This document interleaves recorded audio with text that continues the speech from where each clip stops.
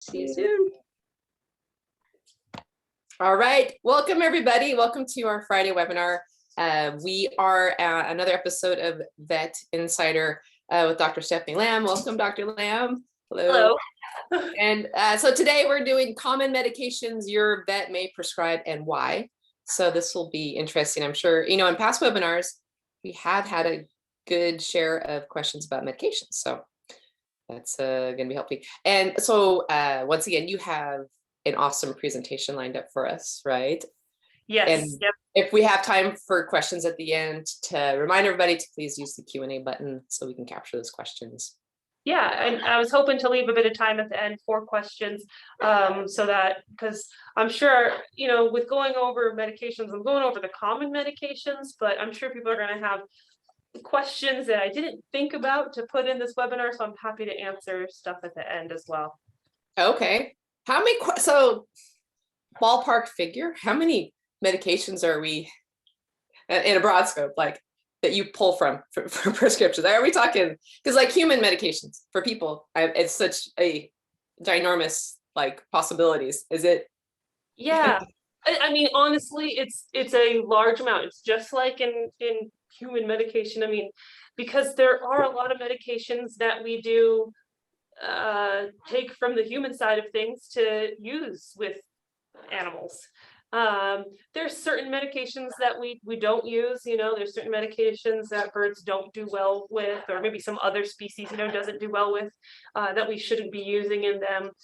But there's honestly, I don't even think I can put a figure on it of how many medications there are that are available to use for animals. I mean, there's ones that we use more commonly, and I would say of the common medications that we're using frequently on a day-by-day basis, we're probably pulling from about, you know, 15 to 20 maybe different medications, and we'll go over a variety of those. But there's so many more than that. Wow. Those are the ones you have to. So you probably have the ones that you stock up on or have readily available, and then the other ones you kind of like a rare thing might. Yeah, so the common ones that we use on a very frequent basis, those we often stock.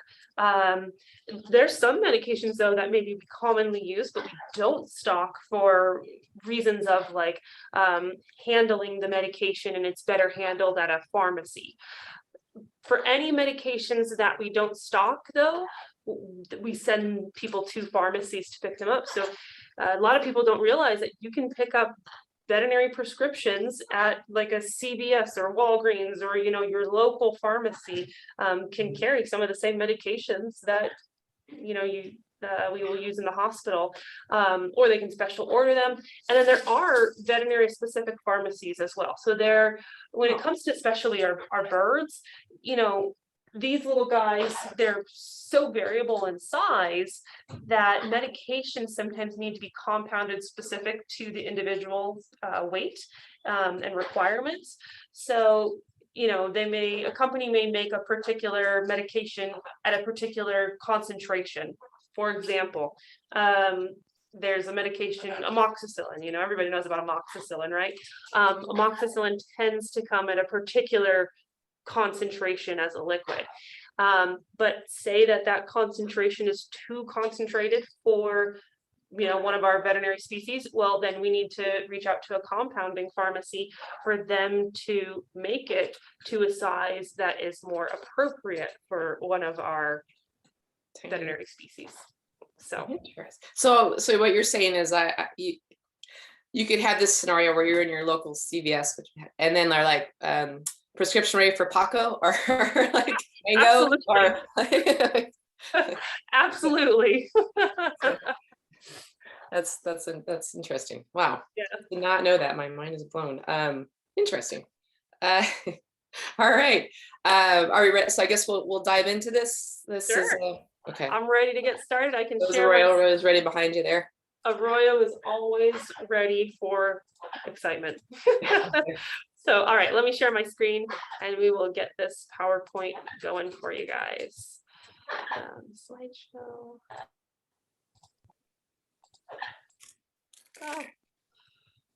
Oh my.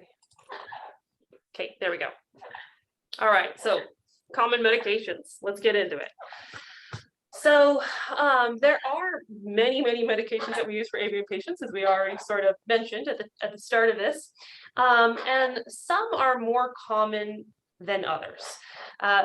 So we're going to go over those really common ones that you're going to hear about for use in birds specifically. Yes, many of these medications are used in other veterinary patients as well. You may see them used in dogs, cats, horses, rabbits, guinea pigs, chinchillas, snakes, what have you. But we're really going to focus on the ones that are meant for birds for this webinar.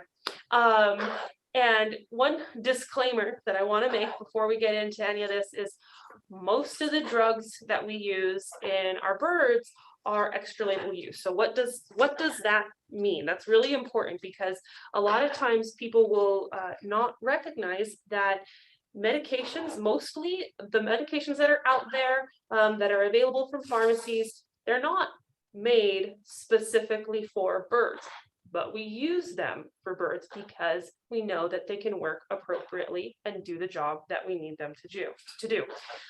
What extra label use means: if something is labeled for a particular species, for example, again, I'm just going to use amoxicillin. There's a particular type of combination of amoxicillin with a medication called clavulanic acid. It's called, the brand name is Clavamox. That particular medication is labeled for use in dogs.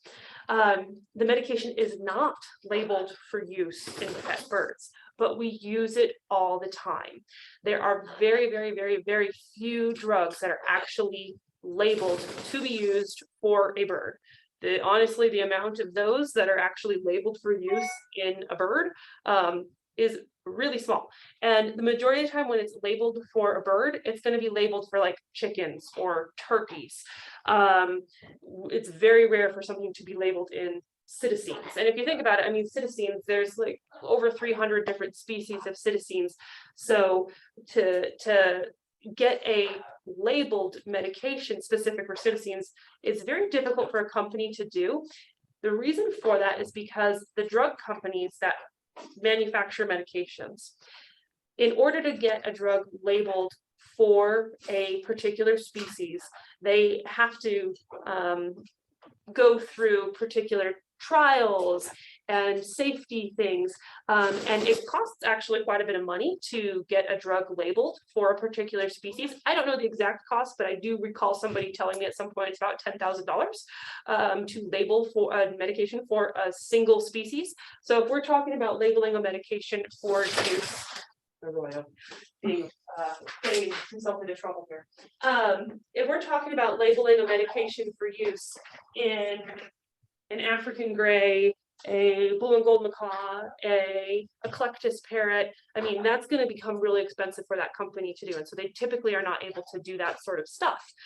Therefore, most of our medications are not labeled for use in our parrots, but they can be used because studies are still done with medications, but they're done at university levels and maybe not done by the manufacturer. So I just want to put that out there, because when people come into the hospital and we say, well, we're going to use this medication, it's extra label use, sometimes that makes people scared that, oh my God, you're using a medication that's not approved for my pet. The majority of our medications are not approved for animals by regulatory boards, but they can be appropriate for use based on studies that have been performed. So I just want to put that out there so people understand what that means. Okay, so first group of drugs we're going to get into that are really common is the antibiotics. Everybody knows that animals get infections, right? A bird can get an infection with a bacterial organism, and antibiotics may be necessary to get rid of that bacterial infection. I put some of the most common medications that are used in birds for antibiotics. A lot of people will be very familiar with that very first one that's up there. Enrofloxacin is the drug name, but the brand name is Baytril. So you hear a lot of people say, oh, my bird got put on Baytril for a respiratory infection, or my bird got a Baytril shot for, the skin infection, what have you. The drug name is enrofloxacin, so don't be confused. You may hear it as these two different things. I've had owners sometimes come and say, well, I heard that my bird needs to get Baytril. And I'm like, okay, great. We're going to put it on some enrofloxacin. And they go, no, I want Baytril. I do not want enrofloxacin. I want Baytril. And I say, hold on a second. They're the exact same thing. We're just talking about brand name versus drug name. The drug name is the first thing here in all of this list. This is the drug name. The next thing is the brand name. It's just, again, going back to the sort of semantics of drug labeling. So very, very commonly used drug, enrofloxacin. Like I said, again, it's often used for like respiratory infections, skin infections. Other medication that we use frequently is called trimethoprim sulfa. Trimethoprim sulfa, also known as Bactrim, TMS, or TMZ, those are different ways people will name it. That particular medication is very broad spectrum. It actually has a little bit broader spectrum of activity than the enrofloxacin medication. And when we're dealing with different infections, different antibiotics are necessary based on where the infection is, what the bacteria is that is present, the systems that are affected. So although I'm putting up these particular types of antibiotics, know that there's lots of other types of antibiotics, and it really is dependent which one is used based on the problem that the bird has and where in the body the problem actually is. So I can never say, and nobody can ever say, well, okay, we're only ever going to use enrofloxacin or Baytril, nothing else is good. That's not the case. We have to be very selective of our antibiotic use to pick the most appropriate antibiotic for the problem that we have at hand. Azithromycin is another common one. Zithromax, Z-Pak, those are the names for that. And then, as I had mentioned earlier, amoxicillin combined with clavulanic acid is kind of the most common form of how we use amoxicillin in birds, and the brand name is Clavamox. So those are very, very common antibiotics that are used in our pet birds. But again, there's a whole lot more. All of these are pretty safe, appropriate medications for a variety of problems that birds can have, but each of them have their limitations. So I mentioned that enrofloxacin is good for respiratory infections and skin infections, and a lot of people will say Baytril is the antibiotic of choice for birds or other exotic pets. But the reality is it's not as broad spectrum in its activity of killing bacteria as this one below it, the trimethoprim sulfa. That one's a little bit broader spectrum of activity. So it's very variable which one a veterinarian may use. The other thing that we have to deal with that is becoming more and more of a problem is antibiotic resistance problems. And I'm sure people have heard about it for themselves with their own medications. They go to the doctor, and human physicians have to take cultures to identify what bacteria is present, and then make sure that they pick an appropriate antibiotic based on the type of bacteria that is present during an infection. And that same thing really is happening quite a bit in veterinary medicine as well. A lot of times we will take cultures of infected areas to find out what bacteria is present, but then also know specifically which antibiotic is going to be best for it. Because where you may have, say, for example, the bacteria E. coli growing in an infected wound or something like that. Well, a lot of these antibiotics should be effective against E. coli, but that particular E. coli infection that individual has, is it going to be susceptible to these particular antibiotics?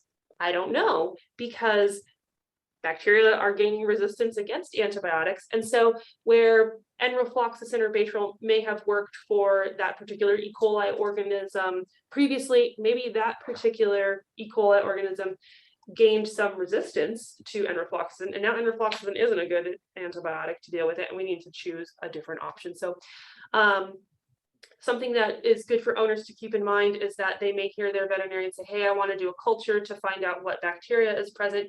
And it's a good thing to consider doing, because it really does help us to know exactly what's present and exactly which antibiotic is going to be the most effective at dealing with the infection at hand.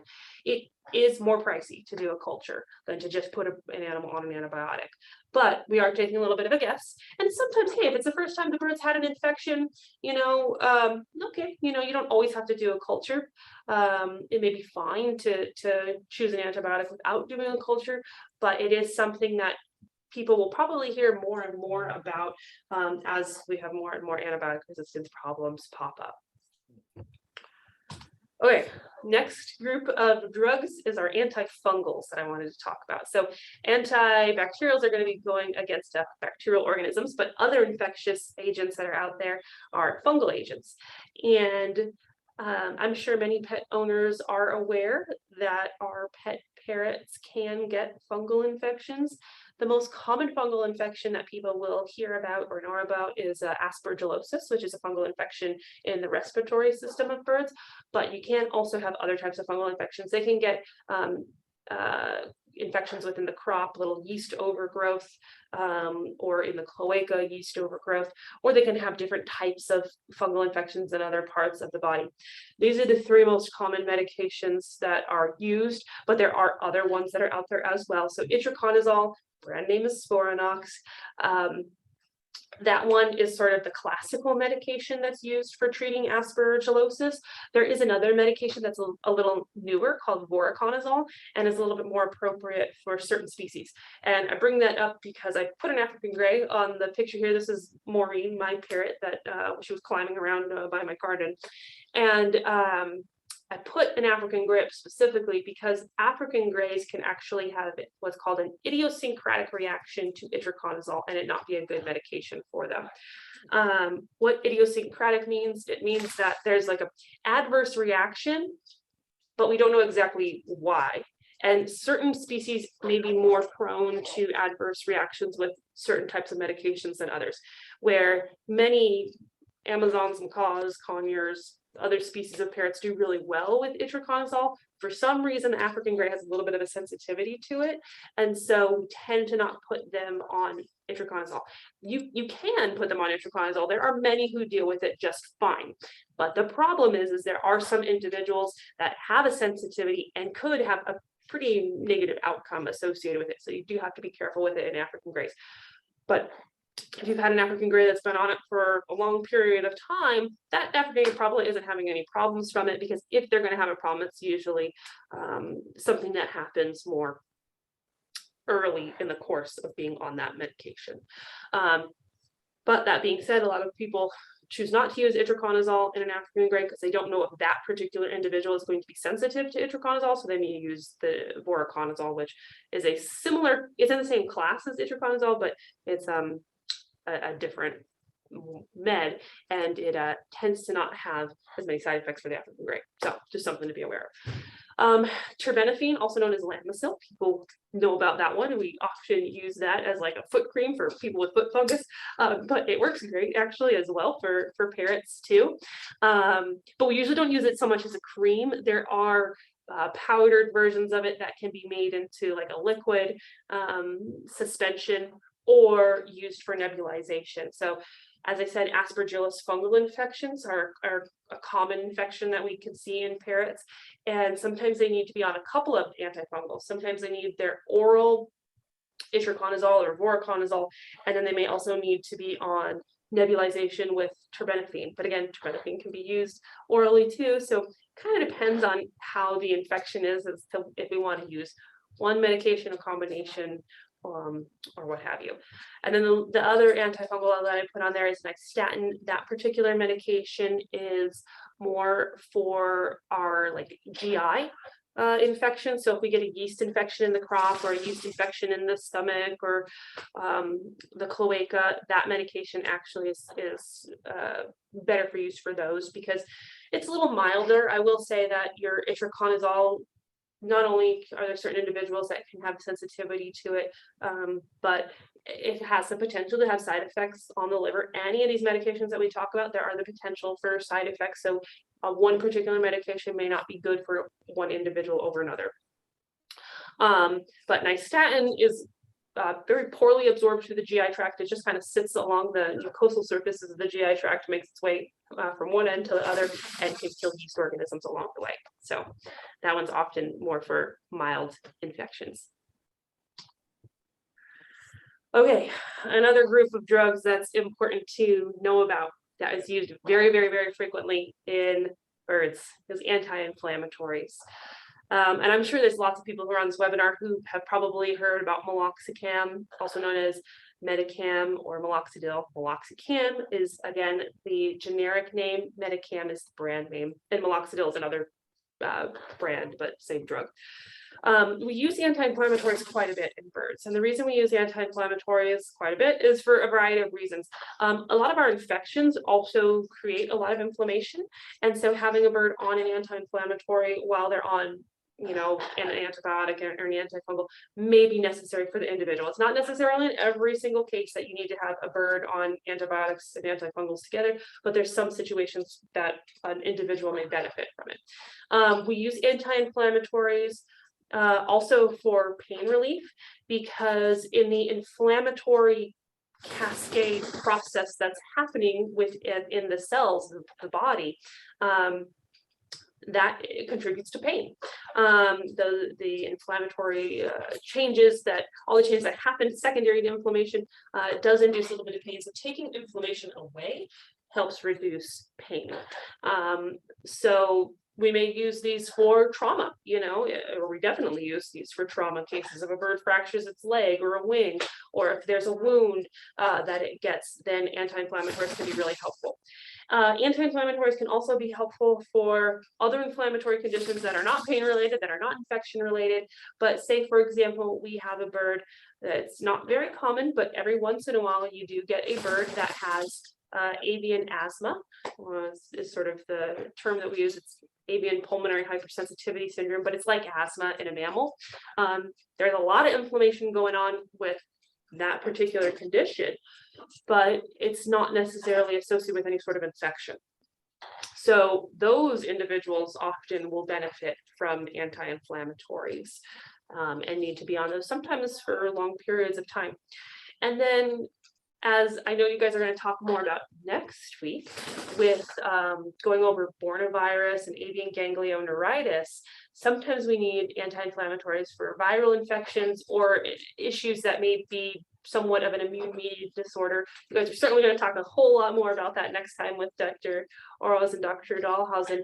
But meloxicam, celecoxib, robenacoxib, those first three anti-inflammatories that are on the list there, those are often used with that particular condition, that avian Bornavirus, that viral organism that can induce avian ganglioneuritis. What happens there? Well, it causes a lot of inflammation. Anything that has itis at the end of it means inflammation. So ganglioneuritis means inflammation of the ganglia.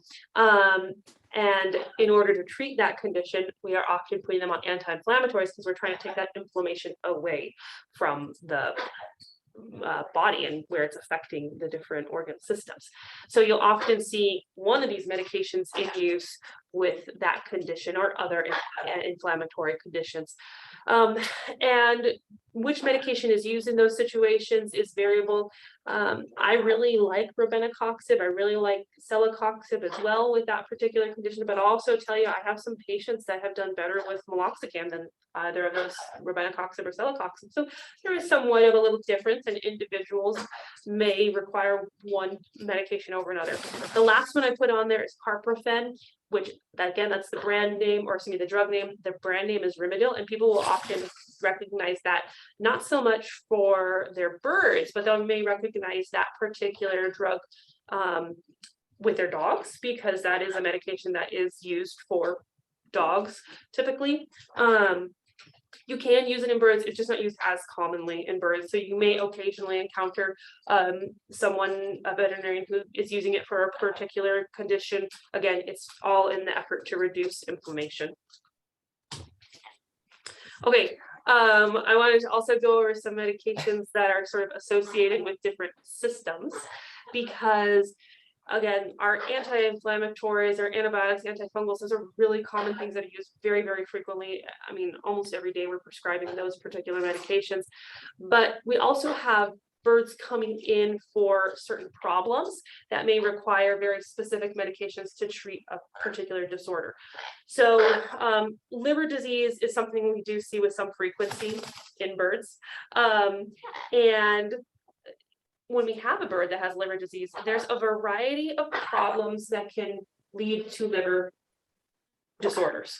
So to say we're treating a bird for liver disease, there's so many things that could actually be being treated during a liver disorder. But I put some just general medications that may be used as adjuncts to therapy for a patient that has a liver problem. Because you can have a liver problem from an infection. You can have a particular bacterial infection. You can have a fungal infection. You can have a viral infection causing liver damage. You could have a toxin. You could have trauma to the liver. You could have cancer of the liver. You can have fatty liver syndrome, which I would say is probably the most common thing that we see in our pet parrots from getting too much fat in the diet. So there's a variety of liver disorders that are out there. But no matter what the liver disorder, many, not all, but many can have additional supportive treatments with a medication called milk thistle. And milk thistle is actually more of a nutraceutical, which we're going to talk about nutraceuticals in another webinar later on. So I'm not going to get too much into it right now, but milk thistle is something that does have beneficial effects on the liver. It helps with regenerative properties to the liver. It helps with protein production by the liver. It acts as an antioxidant to the liver. So if you have something that's causing some liver damage, milk thistle is a good adjunct therapy. One particular component of that milk thistle, because it comes from the thistle plant, there's a particular component in there called S-adenosylmethionine, or SAMe, that you can actually get that particular component of it isolated by itself. And so some veterinarians like to just use that as opposed to the full milk thistle compound. So you'll get a little bit of differences from one veterinarian to the next of do they like to use the actual milk thistle compound or the S-adenosylmethionine. So recognize that they do very similar things in being support for the liver, but your veterinarian may choose one over the other. I also put lactulose up there, which I will say that particular medication is somewhat controversial for its use in liver problems in birds. So I'm not going to get too much into the controversy of it, but just recognize that it is something that may also be added into the treatment plan for a bird that has liver problems that may be beneficial for certain liver patients. So it's something that you may find your bird has been prescribed. Lactulose can be used for things other than liver problems. So you may find it for things unassociated with liver disease. So that's something to be aware of if you get sent home with lactulose. And you're like, wait a second, my bird doesn't have liver problems. Why am I on this medication? There are other purposes for it as well. It's just something that may be used in conjunction for support for the liver. All right, next system is the kidneys. All right, so kidneys are really important for many functions in the body, but the thing that people probably most know them well for is for getting rid of toxins in the body, just like the liver. The liver's getting rid of toxins, but kidneys get rid of toxins. They also are very important in maintaining normal hydration, amongst various other things that they are important for.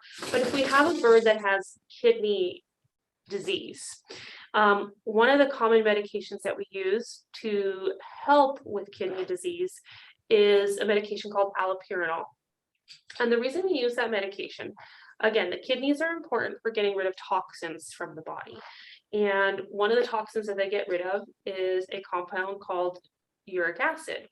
And when that compound is excreted from the body, it is the white component of the bird's droppings. So when you look at a bird's poop, there's three components to it. There is the solid, which is the poop, the white portion, which is urate, that's coming from the kidney, the the solid component that's, brown or maybe colored based on the food that they're eating, that's coming from the GI tract, the white's coming from the kidney as the urine, and then urine, which is also coming from the kidneys.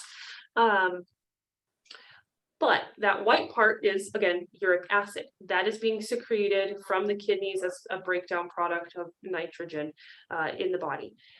If a bird has kidney disease, it's not excreting that uric acid as well as it is supposed to. And that uric acid can build up in the body. And when we run blood work, we may see a high or an elevation of uric acid in the blood.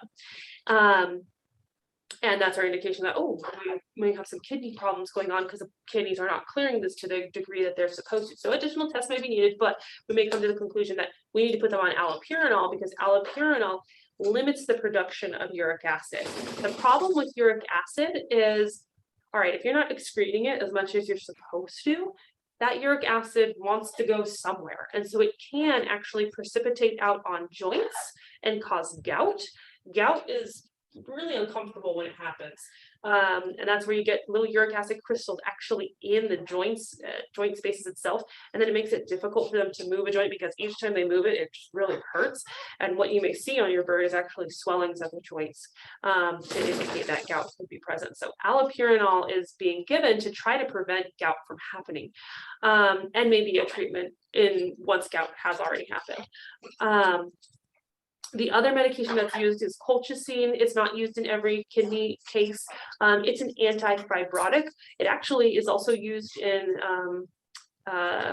liver cases as well, but colchicine does help limit the production of uric acid as well. So again, we're kind of trying to reduce the production of that uric acid waste product that the body's trying to get rid of, because we're trying to prevent us from developing gout in the joints. Or the other thing, other than those crystals, those uric acid crystals precipitating out in joints, they can also precipitate out on organs. And you can even have them precipitate out on the pericardium, which is the sac around the heart, and that can cause rapid and sudden death. And so it's something that we obviously don't want that happening. So that's why we're sometimes using these particular medications associated with kidney disease in a bird. Okay, next big topic is cardiac support. And we did touch on these a little bit before in one of our previous webinars when we went over cardiovascular disease. If you want to know more about cardiovascular disease, you can certainly refer back to those a couple of webinars that we did just a few months ago to learn a little bit more about cardiac disease in birds, the most common cardiac disease that we see in them. But right now we're going to talk more about the treatments for cardiac disease. So at the top of our list here of medications for cardiac support, I put 3 common medications that people may have heard of for other pets, for humans. They may not have heard of them as much for birds, but we'd certainly use them in birds. The first medication that's up here is called furosemide. Again, that is the generic name, but the drug name is Lasix. And a lot of people know the word Lasix over furosemide. But furosemide is a medication that helps the body to excrete fluids. When you have cardiac disease, you can have a particular type of cardiac disease as the heart is not pumping blood around the body as well as it should.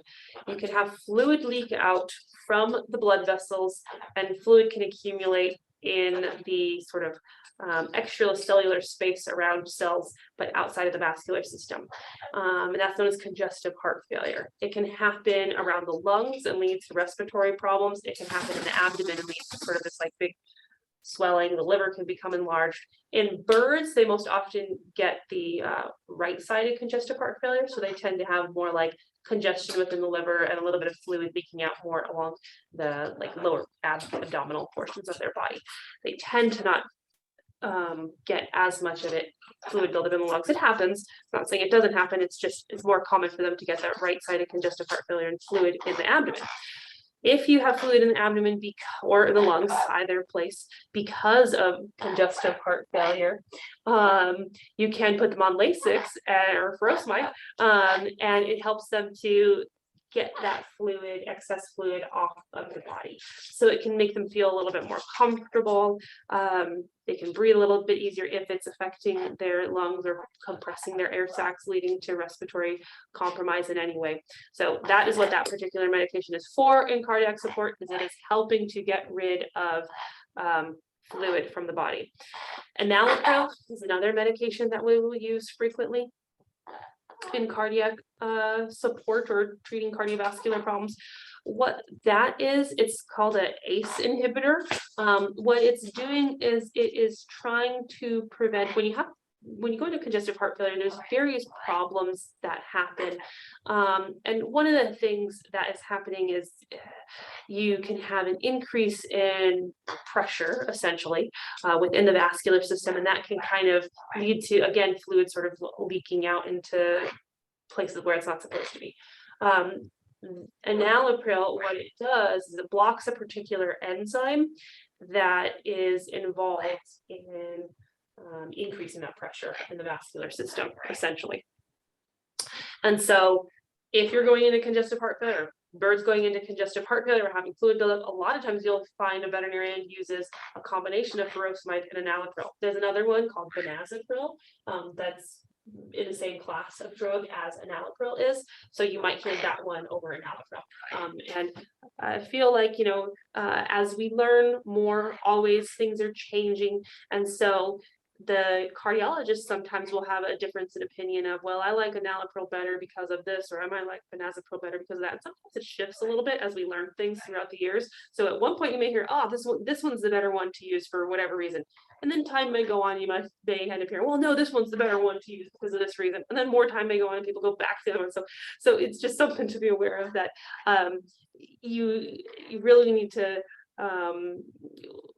recognize that a medication that is used, as we learn more things, we may have said this particular one was the best one to use, and we may change our minds later as we learn more and say, nah, we think this other one is better. So right now I'm saying, hey, enalapril is a good thing to use, but keep in mind it may be something that a couple of years from now we could say, hey, you know, that one's not as good and we want to use a different one. So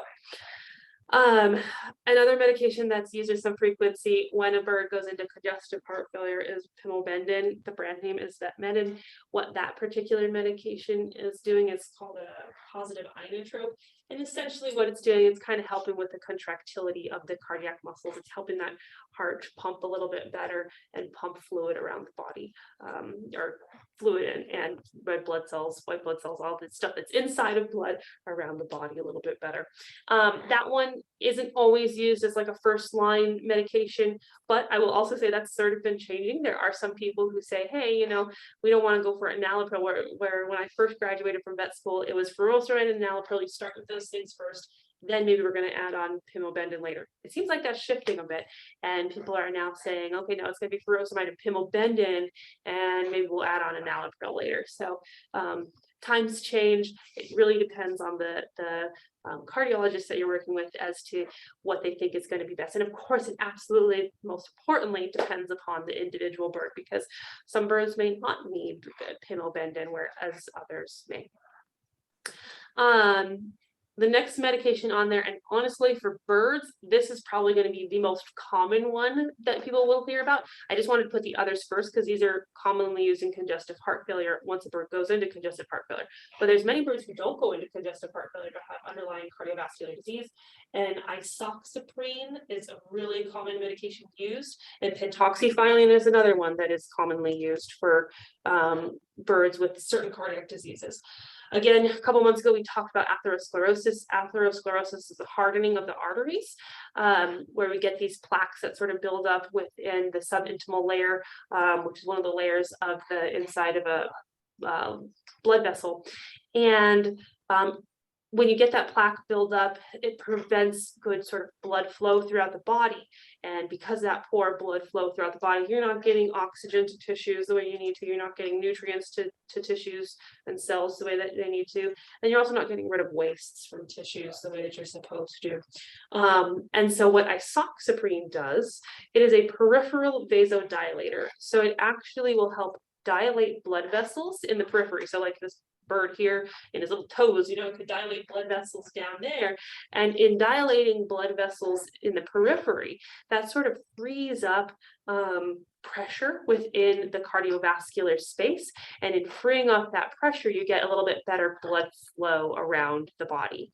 And I would say when I have an atherosclerosis case at this point in time, and again, this may change as we learn more, but at this point in time, isoxaprine really is my first medication that I am using in an individual that I am suspicious has atherosclerosis and a hardening of those arteries. Many birds do seem to respond to it, but it also is dependent upon how bad the cardiovascular disease is as to whether or not they are going to be able to respond to it. And some birds may respond to it partially, but not as well as we'd like. Or some birds just don't respond to it at all, whether because it's their problem is just so much more advanced than we would like, or they're just not going to respond to it for reasons that we just don't totally understand yet. There aren't a lot of studies of this particular medication in birds yet, so we still need a lot more studies to really know how it works in birds, the dosing in birds, the individual differences from one species to another, if there's differences from one sex to another age, that sort of stuff.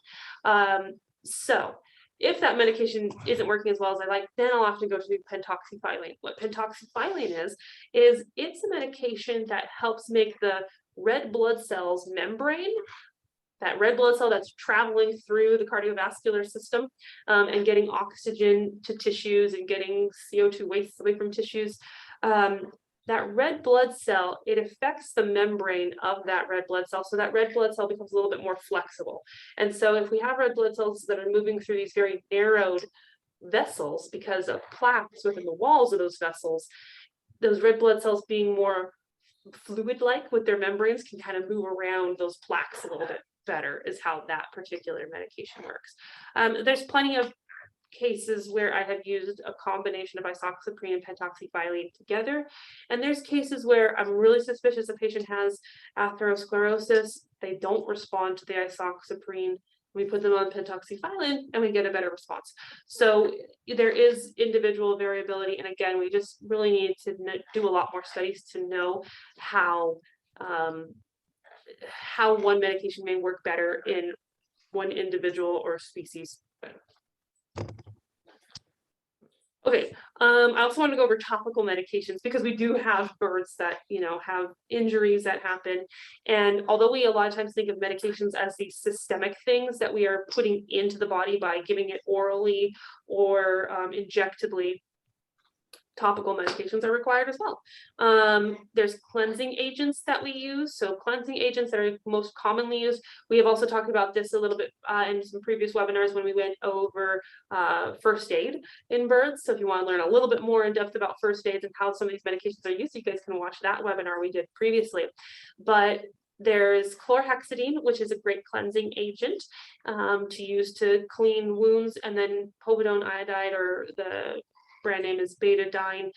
Both of those are great cleansing agents. They work a little bit differently, and one may be better than another for particular parts of the body. For example, the povidone iodine, if there's a wound by the eye, then we're going to be using that medication or that cleansing agent and not chlorhexidine. Chlorhexidine, you do not want to get it into the eye of a bird.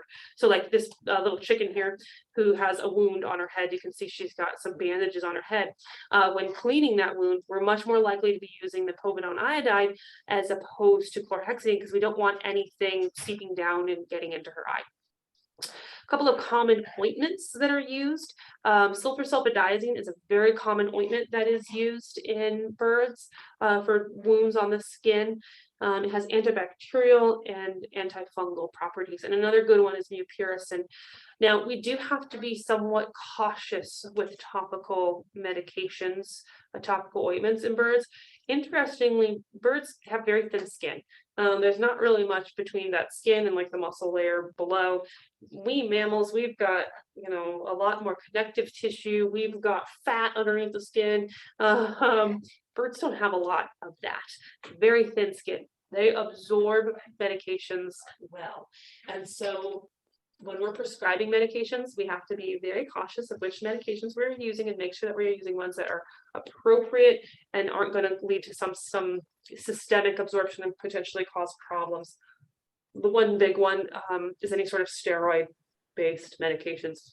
You will notice in this talk, I don't talk about really any steroids at all. I talked about anti-inflammatories, which many of them are non-steroidal anti-inflammatories that we discussed, but I didn't talk about any steroids to reduce inflammation or for any other problems. And the reason for that is birds are very sensitive to the use of steroids. It's not that you can't use them, it's just that for the most part, we really don't like to use them in birds because they can have a lot of immunosuppressive effects on birds. So generally speaking, most veterinarians are not using steroids in birds.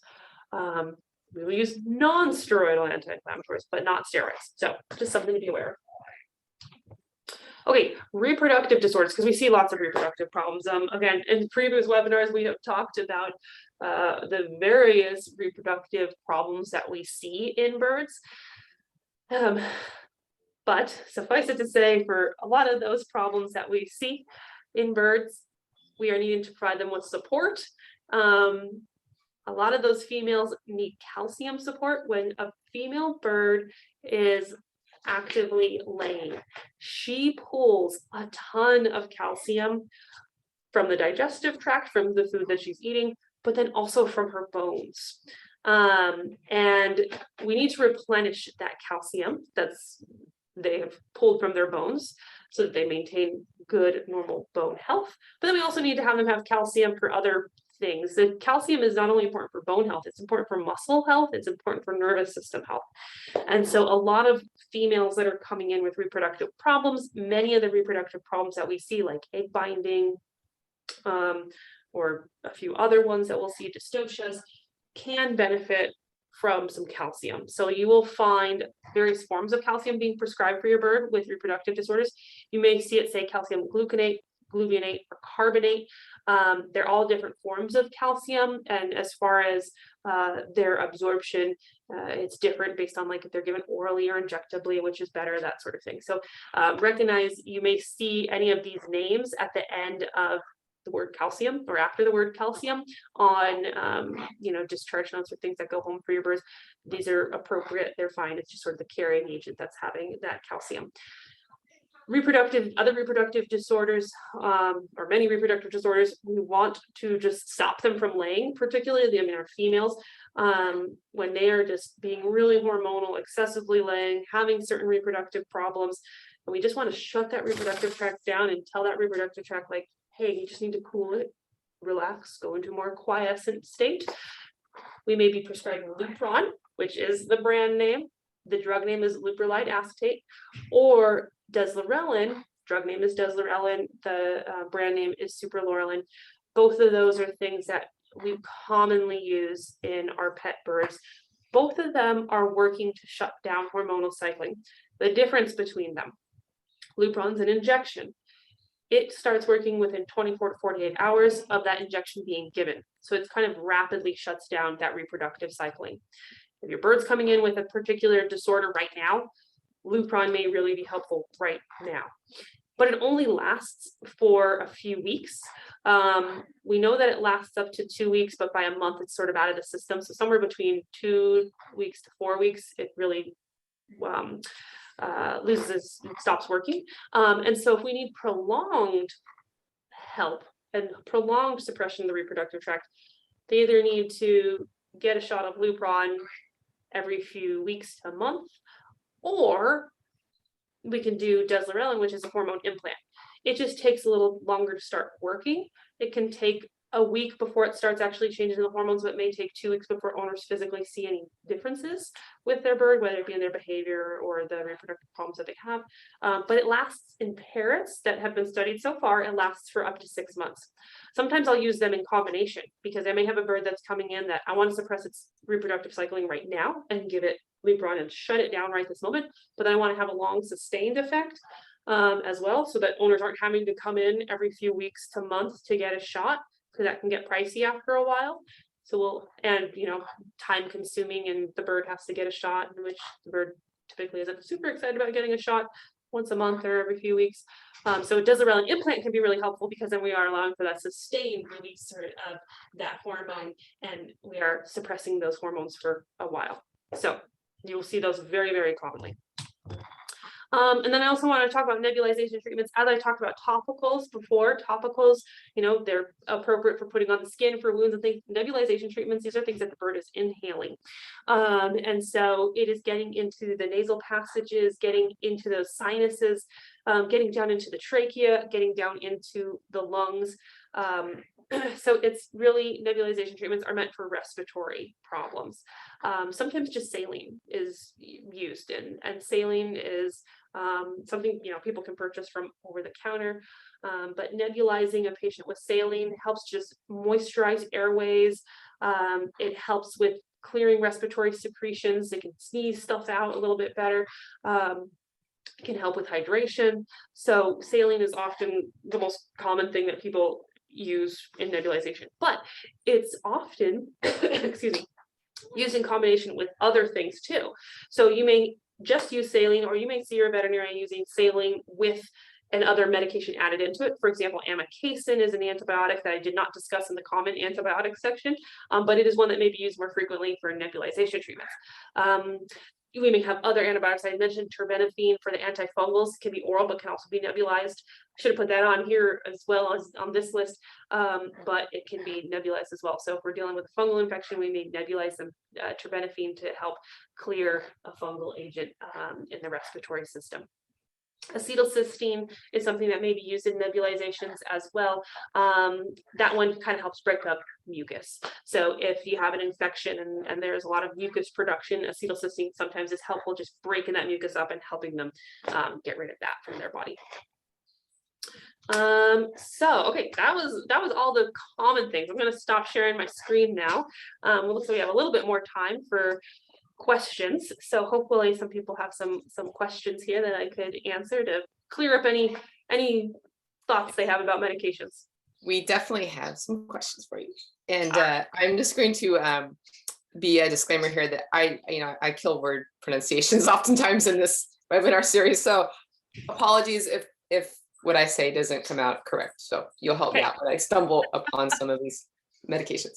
Okay, so Kathy H wants to know, what is a safe, natural, human-grade organic probiotic that you could give a GCC? Is that an African grade? GCC? GCC. GCC, green sheet conure? Green sheet conure. Oh, what is that? Yeah, bingo. We're doing acronyms now too. I'm killing those. So let's keep rolling here. Acronyms are fun to figure out.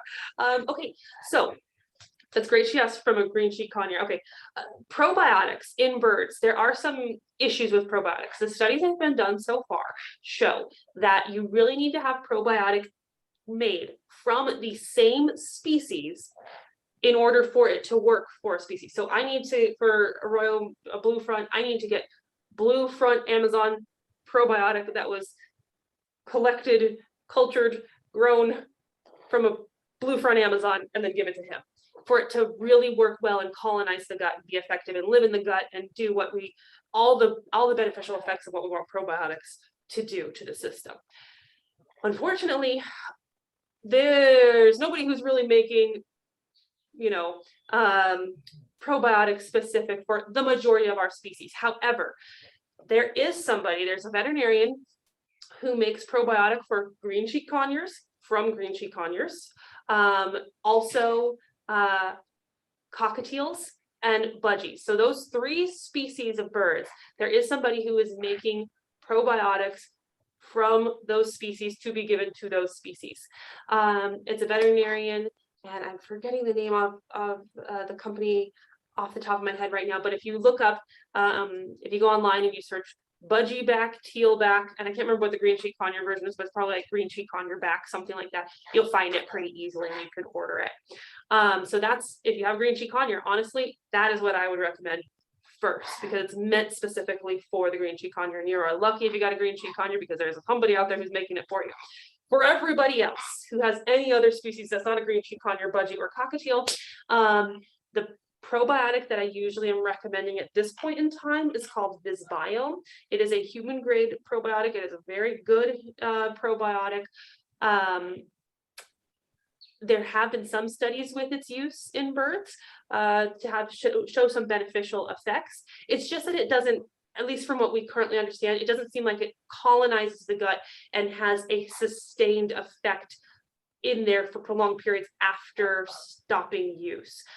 There's still a lot more we need to know about probiotics in birds. So, this recommendation may change as well with time. But right now, the human version or human grade probiotic that I'm recommending is Visbiome. Okay. Donald wanted to know, so when a bird is on an opiate such as tramadol, where'd it go? Sorry. When a bird is on opiate such as tramadol for an extended time, like several weeks or more, is there a need to taper the dose when stopping the drug, or do avian species have a different response precluding them from becoming dependent on the drug that allows for like a cold turkey stoppage? Yeah, so it seems like when it comes to the opiates, we are okay to stop them cold turkey. We don't seem to have as many problems that we can tell as far as dependence on opiates with our birds, but it's probably not that it can't happen. It's probably more that it's because we are using very specific doses and just sticking with those particular doses, and we're typically not like increasing doses or anything like that. And also most of the time with a lot of our opiates, we're using them more as a short-term thing as opposed to a really long-term thing. But those opiates we usually can stop. Okay, now another medication that I didn't talk about but is commonly used, gabapentin. That one you have to do a little bit of a taper off of that medication when a bird stops it. Okay. Depending upon how long they've been on it, I should say. And then Frank wanted to know, so he says quinolones like Baytril have a significant side effects in humans, such as tendon rupture, which is rare but serious. Do birds exhibit the same side effects? Yeah, so the fluoroquinolones is the group of antibiotics that enrofloxacin is in, and there's several others that are in there too. All antibiotics have the potential to have, or any medication really, has the potential to have some sort of adverse reaction. The good news is, as far as something like that, like tendon rupture, I have not heard of that ever happening in a bird specifically. There are concerns about using fluoroquinolones during an animal's like growth phases, and there have been studies in chickens that looked at and the reason we worry about it in growth phases is because of potential like changes that it has on the growth plates of bones. It can cause some necrosis of growth plates. And there's been studies done in chickens to look for that particular problem specifically. And it only happens if you're putting them on way, way high overdoses of the medication. So as long as we are staying in the appropriate range of the doses of medications that we know can be used to treat specific problems, we tend to not see many side effects from fluoroquinolones in birds, particularly the enrofloxacin or ciprofloxacin ones that we do. It can happen. I'm not saying that it can't happen. It's just that we don't tend to see like that specific problem in birds. Okay. Nan has an interesting question. Not really medication, but have you heard of giving Metamucil to birds? Yeah, I mean, it is something that people have used. I also say I don't really use it very frequently just because I haven't had a lot of reasons to do it, but it can be used, yes. And what would it, just for background, Metamucil would be used for like what? So for increasing fiber. We know, so like for people, we're using it for more fiber, right? And so if we need more fiber in a bird for some reason, one of the things that people have used it for before is if a bird eats something it's not supposed to, and we're trying to help that thing move through the gastrointestinal tract, for example, a little metallic object that a bird ate that it wasn't supposed to, and we want to help that thing move through the GI tract. Sometimes people say, hey, add more fiber to the diet, because the more fiber you have, more like appropriate GI contractions and things move through a little easier. But there was a study that was comparing that and a couple of other things to help get stuff through the GI tract easier. And they found actually that grit was better at getting metallic objects. The study was in metallic objects specifically. That was better at getting metallic objects through the gastrointestinal tract. So when I do have a bird that eats something like a metallic object that's not supposed to, I usually I don't bother with the Metamucil because the studies show that it wasn't as effective as doing grit. I have another product that's better. There wasn't any problems with its use, but something was better, so that's why I don't have a good reason to use it in a lot of cases. But hey, there may be some problem that happens in the future where I go, hey, I really want some of that, and I might end up using it for some other problem. So that reminds me, maybe we should have a separate webinar on how you actually administer some of these things to, because I mean, some people, it's a challenge to even, hold their bird, and I imagine trying to medicate or to have them, you got feather foot. You know what I mean? Like administering these things might be another challenge for some people. Like if I think if I gave my little budgie friend here a thing of grit, I don't know if he would, for example, I don't know if he would dive into it or not. Like, how do you get sometimes it's a little bit of convincing and a little bit of ways that we handle them, and we have to do some tricks to get stuff into them sometimes. Yes. Okay. And then Susanna wanted a question about what medication can be used for improving the functioning of the pancreas. So for pancreas function, is there a medication for that? Well, it depends on what the problem is with the pancreas. So that's a little bit difficult question for me to answer, because if we're talking about, the pancreas is generally divided into endocrine and exocrine pancreas as far as function goes, just for ease.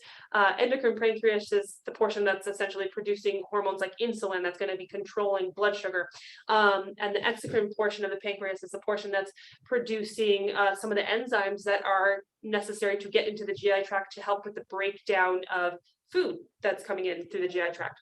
And so it depends on what portion you're talking about is having a problem as to what sort of medications may be necessary. Because say we do have a bird that has something like diabetes, it has exocrine pancreatic problem, it's not producing insulin the way it should. Well, that bird needs to be treated with insulin.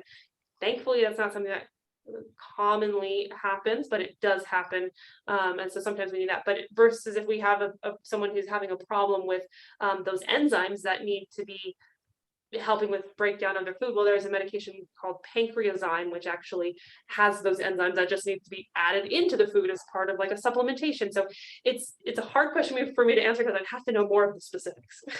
Okay. And then, gosh, we're already up on our time here. I'm gonna throw one last question out at you.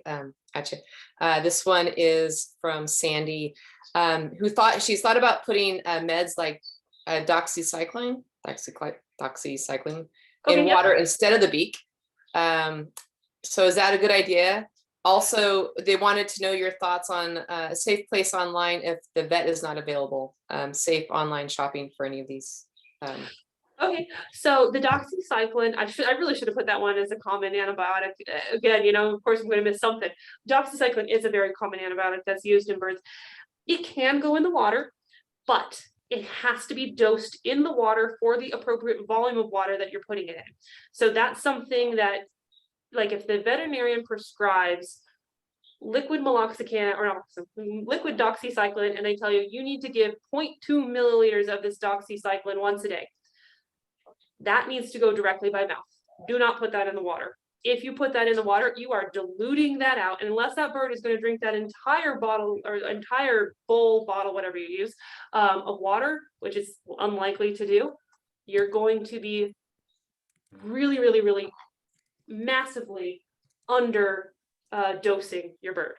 Now, if your veterinarian gives you a capsule of doxycycline and says, put this 500 milligram capsule into 1 liter of water and have your bird drink from that, that's appropriate. That is then okay. You've got enough of the medication in the water so that when the bird goes to drink it, it's getting the appropriate concentration that it needs, and it can self-medicate. So it depends on how the drug was dispensed from the doctor. And then as far as any sort of online medications, or places that people can go to find medications if a veterinarian isn't present, I really am hesitant to answer that one, because that opens up a whole big can of worms of other problems that would probably take, there's like regulatory issues, there are efficacy issues, there's also the issue of people sometimes thinking they know what their bird needs, but actually is totally wrong, and then the bird gets something wrong, and then the bird could potentially get worse. So I'm going to refrain from answering that one, and I apologize. I know that's kind of annoying for viewers, but there's just so many issues that can come about from that I would do more harm than good in answering it, I think. Okay. Maybe once medication is prescribed and they need to refill it, there's a like Yes, my now that's pet's meds or something. All right, Yeah, isn't there? that's a totally different thing. Now, once a medication is prescribed appropriately by a veterinarian and says, hey, this is the one that's needed, well, then there are online pharmacies or, again, pharmacies, places that people can order stuff from and get things from once they have an appropriate prescription. So. Good point. Yes. All right. Gosh, that flew by. I think this would be something maybe we can explore. You mentioned a topic that's similar, kind of related to this coming up with you. What was that? Nutraceuticals. So use of things that are maybe not conventional medications, like, an antibiotic, things that people can often get from over the counter for particular problems and how they're used. Okay. Yeah. And then I'm going to once again throw out there, maybe just a quick preview of how you actually, you got a bird that doesn't want a syringe near its beak. Like, how do you getting that in there? And knowing that you actually got it in there, because I remember trying to medicate my Amazon, and it was like, I was like, I hope it went in properly. I hope he got enough, but yes. Maybe that's something we can talk about more at another time. Yes, for sure. All right. Well, thank you again. That was very informative. Let's see. So I've got our giveaway winner to announce, and I'm going to show a new Arroyo video with the product of the day for that. So let's see. Today's winner. This is going out to Robert T. Congratulations, Robert. You are going to be receiving a Lafeber product for today. And just another, you mentioned it earlier, next week we have a very, very special our first extended webinar. This is going to be a 2-hour webinar because the topic is something that really a lot of people want to know more and more about, and that is the avian bornavirus, avian glandulitis with Dr. Susan Rose and Dr. Bob Dahlhausen. So that one is going to start at 11 and take us to 1 o'clock. So just a preview of that. So get your food and snacks ready, because we're going to be on for 2 hours next Friday. So, okay, here we go. I am going to, so this is going out to our winner today, and let me see if I share screen and it's going to play properly, hopefully for once. All right. I love these Arroyo videos. We'll have to do a compilation of. Arroyo just got in the special delivery of gourmet pellets. The tropical. Let me try it again. Let me open it. There we go. Okay. Arroyo just got in the special delivery of gourmet pellets, the tropical fruit blend. They have mangoes, papaya, and pineapple. It's already squealing. Really like the Amazon little food squeal. So I'm going to show you that he actually will use these to do trick trading with. All right, Arroyo, high five. Oh, good boy. Turn around. That's adorable. Wave. Good boy. All right. You letting us know how much you like those? Good job. And then your sister's over here. Do you want some, Ema? Oh, yeah. That's pretty good. Oh, that's adorable. There you go. Straight from the parrot's mouth. Delicious. Nice. Wait, who was the other one? We know Arroyo. We don't know. Yeah, the other one is Ema. She's my blue and gold. Oh, very cute. Okay. All right. Well, on that note, thank you, Arroyo and I'm sorry, Ema for demoing that for us. All right, guys, everyone have a wonderful weekend. Thank you for joining us, and everyone stay safe, and until next time, bye. Bye.